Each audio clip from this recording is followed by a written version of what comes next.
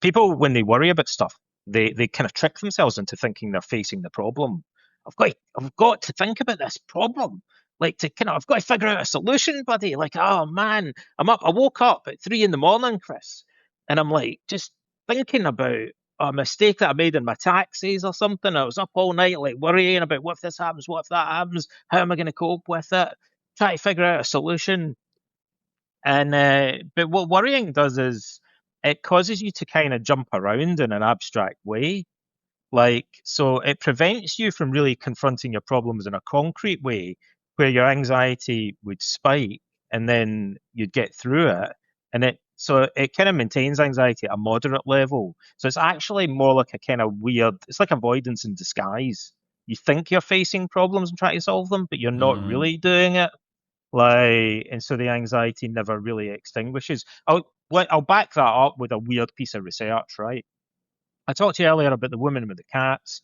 With most forms of anxiety, heart rate is a pretty robust measure. Researchers looking at people who experience severe pathological worrying, they have GAD, generalized anxiety disorder, right? It's something called the worrying disorder.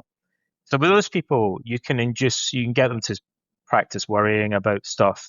Um, Induce worry episodes and measure their heart rate and galvanic skin response, their respiration and stuff like that, do brain imaging and stuff.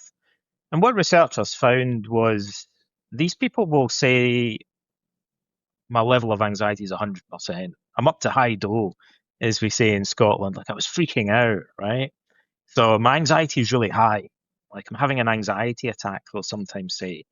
But the heart rate doesn't go up that much.